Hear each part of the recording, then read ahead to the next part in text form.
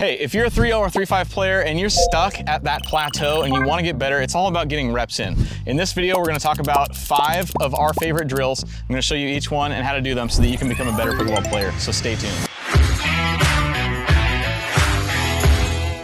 Hi, I'm Xavier, and this is my dad, and we help players that are stuck at the 3-0 and 3-5 level become confident and respected 4-0 pickleball players so they can have more fun, get invited to higher level games, and finally feel proud of their performance. With that said, let's go ahead and get into the drills. The first drill that we're going to talk about is cross-court dinking, plain and simple. This is a super essential skill in getting better in your pickleball game. Every 4-0 player needs to be a good dinker, so really putting in the time, getting good repetitions for just simply cross-court dinking is going to be huge for your pickleball improvement. So to start this drill, grab your partner and line up cross-court. You're going to want to do this in both directions, both forehand and backhand for your drilling session.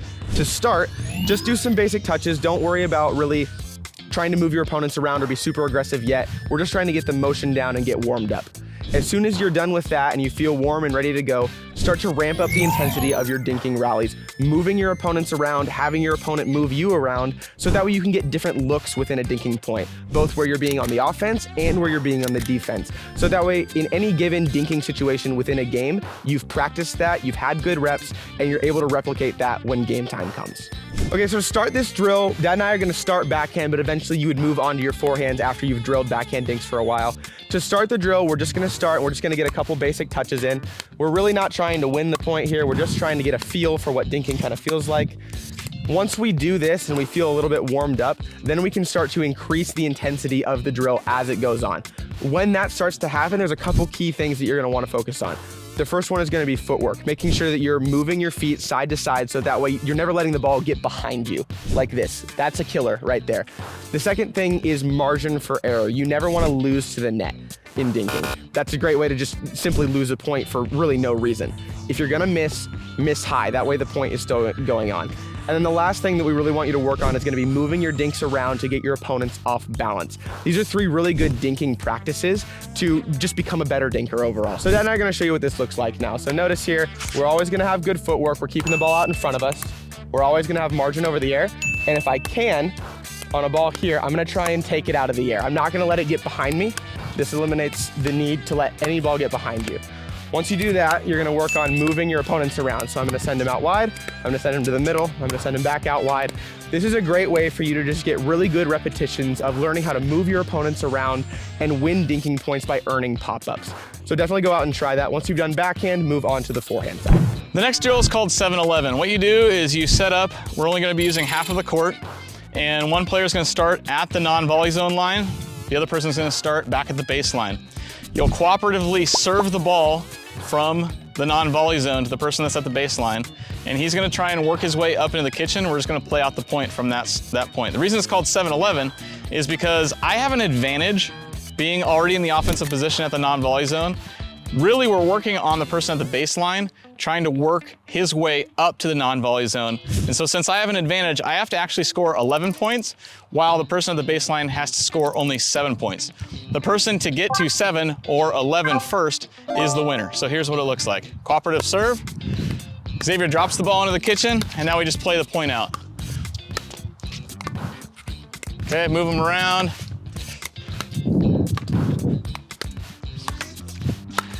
Okay, and so I got 1 point. So it's 1-0. Again, I need to get to 11, he needs to get to 7. We'll do one more point. Dropping the ball in, I speed the ball up. All right, I got 2 points. We'll do one more. All right, 2-0. He worked his way up with good resets right there. We're dinking the ball.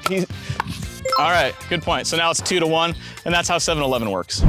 Hey, if you're a 3-0 or 3-5 player and you desperately want to get to that 4-0, 4-5, and 5-0 level, and you know that you have the potential to do it, but you don't know where to go, I want to introduce you to our program called the 4-0 Accelerator. The 4-0 Accelerator will take you from where you're at right now, give you the framework, the step-by-step systematic process, so on the backside, you're playing at the 4-0, and then eventually to the 4-5 and 5-0 skill level. If you want to learn more about that program, click the link down in the description and book a call with us. On that call, we'll tell you more about it and see if you're a good fit. So the next drill that we're going to talk about is going to be a volley drill, and there's 2 progressions to this drill. The first progression is going to focus on consistency, and the way that we're going to do that is simply by hitting cooperative volleys back and forth with each other. set a goal like hitting 50 volleys in a row and go until you hit that goal.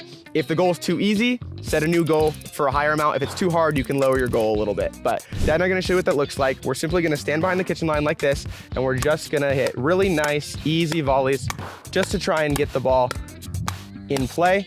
Notice both of us have our paddles way out in front of us, so that way we can cut the ball off early and just keep the ball going.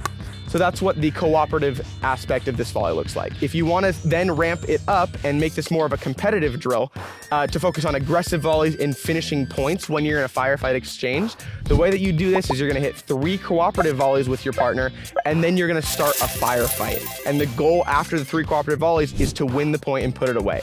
If you want to make it a game, the person to win that point gets the point, and you're playing to 11 points. So Dad and I are going to show you what this looks like here. So you go 1, 2, 3, and then we start it. Like that, right?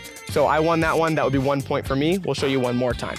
So 1, 2, 3, go. Yeah, there you go. So he would win that one right there. So then it'd be 1-1, you'd play to 11 points. That's our volley drill. This next drill is all about serving and returning. Rule number 1 for serving is getting the ball in. Rule number 2 is getting it deep. This is gonna help you with rule number 2. So we've set up markers in the back 3 feet on both the serve and the return side. And my goal is to get my serve to land in that box. His goal is to get his return to land in this box. That way we're training ourselves to get our serves and returns deep, which puts you in an advantage in the point. So, because serving is a little bit easier than returning, he's having to move around, make and time his contact and whatever, I'm gonna have to get to 15 points by the time he gets to 10 points. So it's kind of like 7-11, only it's 15 to 10. All right, here's what it looks like, 0-0. Short, 1-0.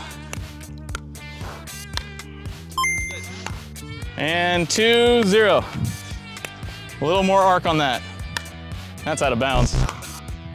But you got yours in, so 2-1, last one.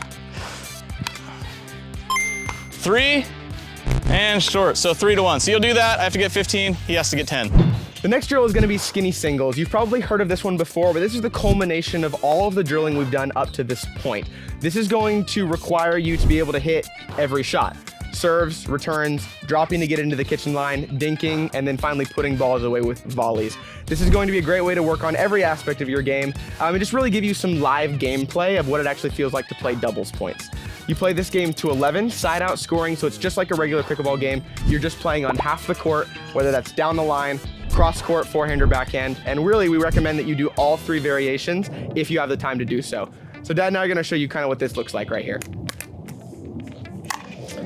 He's gonna serve, return, I'm gonna hit a drop shot, and now we just kind of play out the point from there. Right there, so that's gonna be out of bounds. It's not within my half of the court, so it's gonna be 1-0 for me. Here we go. It's a good game, get the blood flowing. Drop shot. Another drop. And now we're just dinking. Maybe I throw in a lob. Out of bounds. Out of bounds, shoot. All right, so I'm gonna serve this one. 0. We are 0-1. Return. Drop shot, I'm gonna try and keep him back. There we go. And that would be it there. So that's a great drill to do if you wanna get some actual live gameplay looks. Definitely go out and try that. It's a great way to end your drilling session. Kind of a good way to incorporate everything that you've learned up to that point. In this video, we talked a lot about the skills required to make you a better pickleball player, but something that you shouldn't overlook is gonna be the strategy required to make you a better pickleball player. If that's something you wanna get better at, then I wanna recommend going down in the description below and downloading the PDF, which is gonna go over 5 of the best situational plays out of our doubles playbook. It's a great way to start learning about situational strategy and doing and making the right choices within any given pickleball situation. If that sounds like you, I want you to go into the description and download the PDF. And once you feel like you've mastered all the drills that we talked about within this video, the next progression of this is going to be learning 4 advanced shots to instantly level up your game. And we happen to have a video about that. You can click it right here. And this is really the drinking, shoot. Yours is a little short. Are you kidding? It's short. It's right there. Do you want me to move the goalpost? Yes. This is like, time it looks like. I've already explained the rules though, and these are here. So now it looks like we're cheating. Okay,